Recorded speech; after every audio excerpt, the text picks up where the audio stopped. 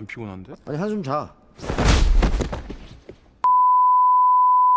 Kali ini kita akan membahas film dari Korea, yang dimana film ini menceritakan kisah perjuangan orang-orang Seoul untuk bertahan hidup pasca gempa bumi yang mengerikan, dan seorang pemburu yang tak kenal takut beraksi menyelamatkan gadis remaja yang dibohongi oleh seorang dokter gila. Film dibuka dengan adegan seorang dokter bernama Yang Gi-soo yang ingin menyelamatkan putrinya yang sedang kritis.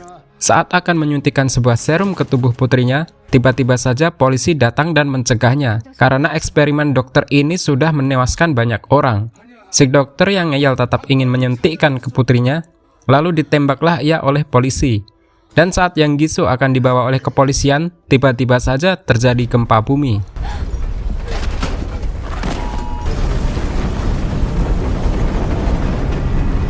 Dan inilah film Badland Hunters. 3 tahun kemudian, kita melihat Seoul sudah menjadi tanah tandus pasca gempa bumi sebelumnya. Diperlihatkan seorang pria bernama Choi Ji-won sedang akan membunuh seekor buaya yang hidup di daratan tandus. Dan saat buaya itu menyerang Ji-won, beruntung ia diselamatkan oleh orang yang bernama Nam-san. Dan buaya itu langsung dieksekusinya. Nam-san dan Ji-won adalah seorang pemburu. Scene berpindah yang menunjukkan seorang gadis remaja yang bernama Suna. Ia hanya hidup berdua di rumah itu bersama neneknya, karena keluarga ia sudah meninggal pada saat gempa bumi yang menimpanya sebelumnya.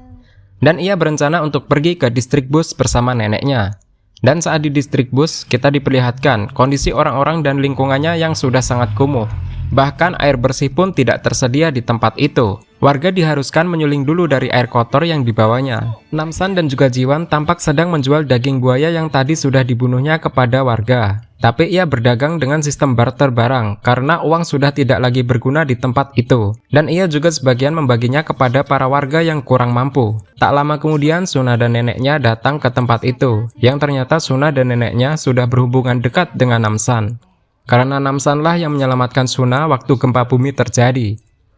Saat Suna dan neneknya mau pergi, tiba-tiba saja ada kelompok preman yang mengaku dari kepolisian datang, dan sedang mengincar seseorang yang ada di gambar yang dibawanya.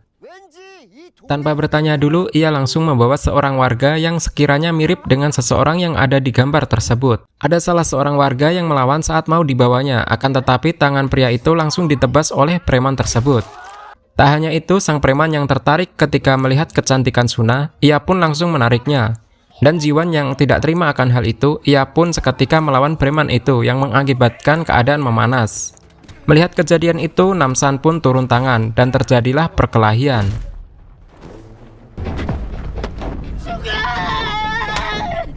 Tentu saja pertarungan itu dimenangkan oleh Nam-san. Nam-san yang melihat preman itu membawa air bersih, ia pun bertanya, dari mana preman tersebut dapat air bersih? Dan dijawabnya bahwa itu dari apartemen yang cukup jauh jaraknya dari distrik bus. Dan preman itu pun akhirnya pergi dari tempat tersebut. Setelahnya dari sana, Nam-san dan juga Ji-won pulang ke rumahnya. Dan saat di perjalanan pulang, ia melihat sekelompok orang asing yang sudah berada di depan rumah Suna.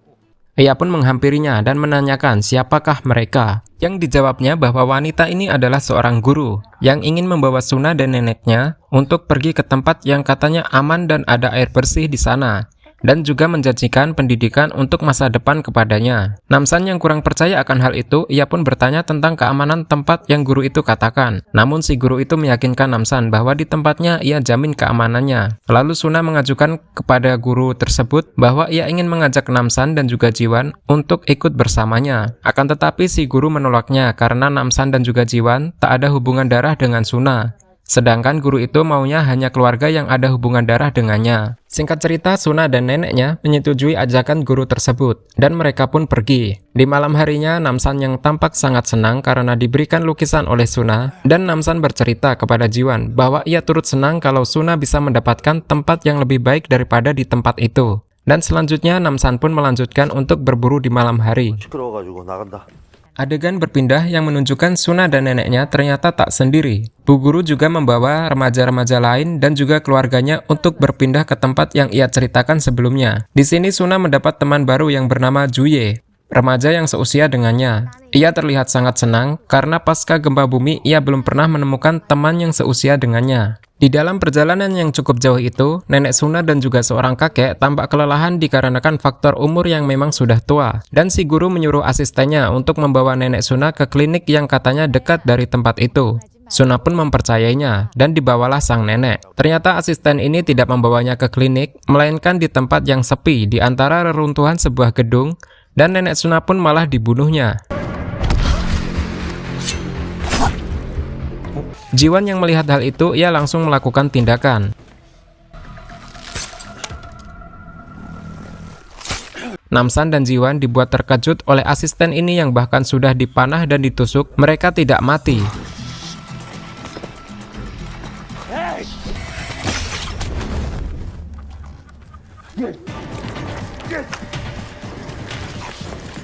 Tiba-tiba datang seorang wanita yang bernama Sersan Lim membantu mereka. Ternyata asisten itu baru mati kalau dipenggal kepalanya.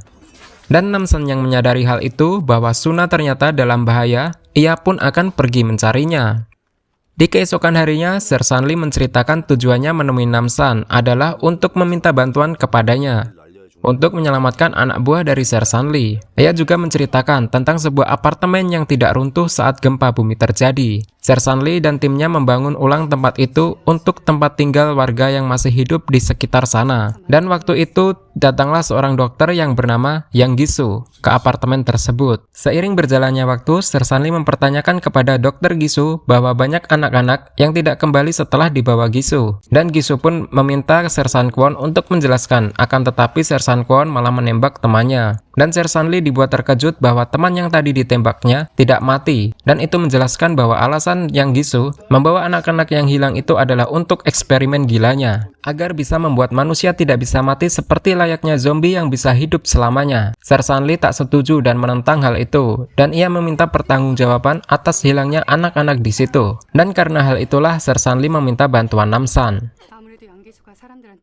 Di sisi lain diperlihatkan bahwa Suna dan teman-teman lainnya sudah sampai di apartemen tempat yang diceritakan oleh si guru, yang dimana di sini Yang Gisu lah yang menjadi penanggung jawab tempat tersebut dan dibantu oleh sejumlah tentara lainnya. Dan di sini mereka diberi air bersih yang tadi sudah dijanjikan oleh guru dan juga tempat tinggal. Namsan pun merencanakan sesuatu dengan Sersan Lee untuk bisa ke apartemen itu dan melawan tentaranya. Scene berpindah, ditunjukkan seorang pria bernama Tiger sedang menggelar pertarungan yang dimana anak buah dia yang bertarung. Dan orang yang kalah melawan anak buahnya harus bersedia menjadi budaknya. Di tengah pertarungan itu, tiba-tiba Namsan datang bersama Jiwan dan juga Sersan Lee. Dan di sini Namsan bertujuan untuk mencari Tiger dan juga menantang semua orang yang ada di situ. 여기 링 위 아니야. 길바닥.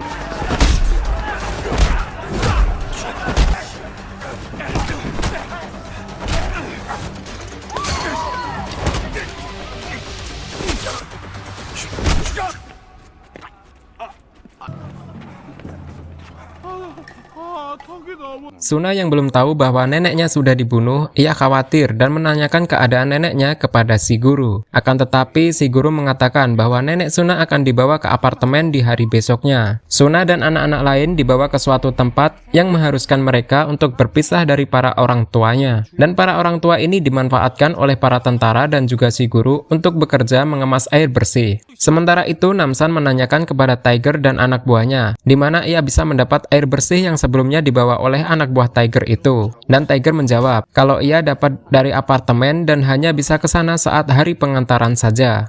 안 피곤한데? 아니 한숨 자. Scene berpindah pada si guru yang mengenalkan Suna dan juga Juye kepada murid-murid lain yang ada di apartemen itu. Namun di sini Suna terlihat heran dan bertanya-tanya, karena murid satu ruangan itu memiliki pandangan yang kosong atau seperti orang yang sedang sakit. Lalu Suna memperhatikan dengan seksama bahwa murid di situ memiliki luka yang sama yang ada di belakang telinga mereka. Tak lama kemudian, Dokter Yang Gisu datang dan membagikan minuman air bersih yang sudah dikemas di dalam botol dan dibagikan ke semua murid. Lalu ia menghampiri Juye dan meminta Juye untuk membantu eksperimennya. Di sini Juye terlihat bersemangat karena Juye tidak tahu apa eksperimen Dokter Gisu sebenarnya. Suna yang masih khawatir tentang neneknya, ia menanyakan keadaan nenek dia ke Dokter Gisu. Tapi Dokter Gisu hanya menjawab agar Suna tidak perlu mengkhawatirkan neneknya. Dan ia juga meminta Suna untuk meminum air yang ada di botol yang sudah ia bagikan tersebut. Namun Suna diam-diam menolak dan tidak mau meminumnya. Di malam harinya diperlihatkan Suna diam-diam pergi dari ruangan tempat tidurnya, dan kedua orang tua dari Juye yang dipekerjakan di penyulingan air bersih di apartemen tersebut meminta untuk bertemu anaknya yaitu Juye, namun tentara yang menjaga tempat itu menolaknya. Dan Dr. Gisu tiba-tiba datang. Melihat keributan yang terjadi karena kedua orang tua Juye yang memaksa ingin bertemu anaknya, ia pun mengiyakan permintaan tersebut dan membawanya ke labnya. Suna yang diam-diam menyelinap dan sudah tiba duluan di labnya Dr. Gisu, ia mendapati catatan Dr. Gisu tentang eksperimen yang ternyata sudah banyak menewaskan korban dari anak-anak yang diajaknya ke lab tersebut. Tak lama kemudian Dr. Gisu datang dan Suna pun bersembunyi. Orang tua Juye yang baru datang di lab, ia tidak terima bahwa anaknya dijadikan seperti malpraktek oleh Dr. Gisu. Lalu Dr. Gisu pun menunjukkan eksperimennya, yang menunjukkan anak dari Dr. Gisu yang ada dalam seperti sebuah akuarium itu masih hidup, meskipun tubuhnya tinggal ada dada sampai kepala saja, kepada kedua orang tua Juye. Orang tua Juye yang ketakutan akan hal itu, mereka segera mencabut alat-alat yang dipasang di tubuh Juye. Namun yang terjadi malah mengakibatkan Juye meninggal dunia. Dokter Yang Gisu yang kesal akan hal itu, ia pun langsung membunuh kedua orang tua dari Juye.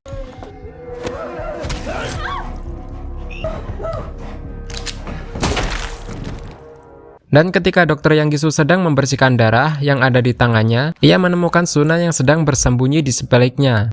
Dan setelahnya Sunalah yang menjadi bahan dari eksperimennya. Dan di keesokan harinya, Namsan yang memanfaatkan Tiger untuk pergi ke apartemen, ia pun langsung menerobos masuk ke apartemen tersebut dengan membuat sedikit kegaduhan.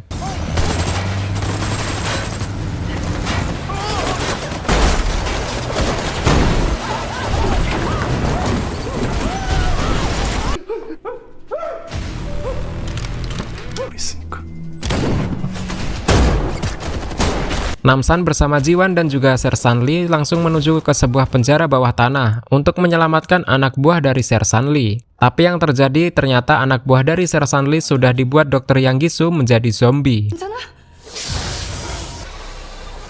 야, 정신 차려. 이것도 사...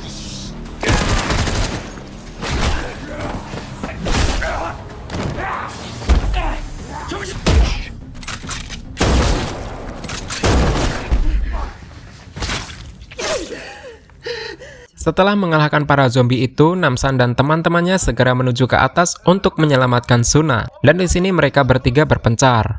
Di sini Sersan Lee menemukan sedikit kesulitan karena harus menghadapi Sersan Kwon, yang dimana Sersan Lee harus terlempar dari atas gedung.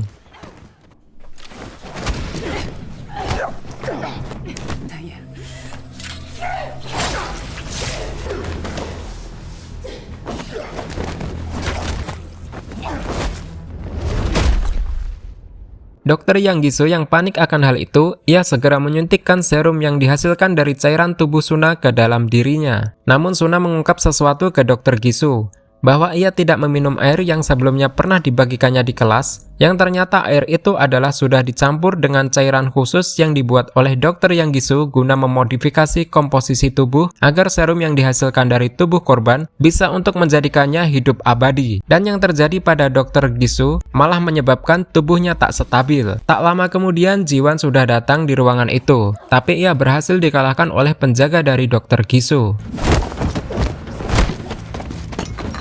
Di sisi lain, Namsan yang sedang bertarung dengan Sersan Kwon yang tentu saja pertarungan ini dimenangkan oleh Namsan dengan tinju mautnya.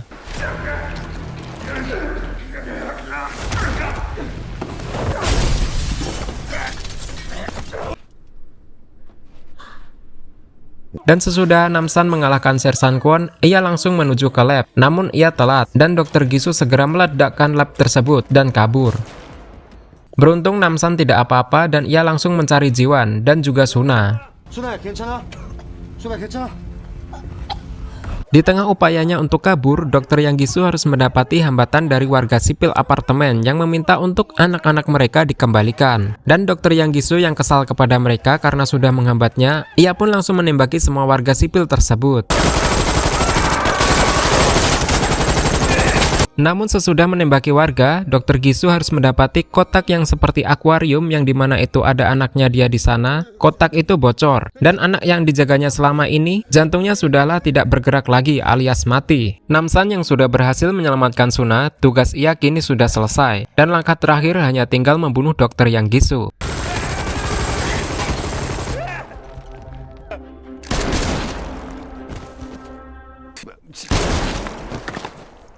Di akhir film diperlihatkan setelah semua warga apartemen bebas, turunlah sebuah hujan.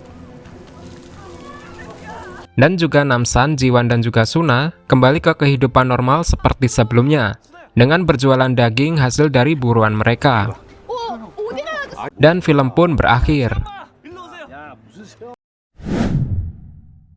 Kami ucapkan terima kasih kepada teman-teman yang sudah menonton video ini. Semoga sehat selalu, dan sampai jumpa di video kita selanjutnya.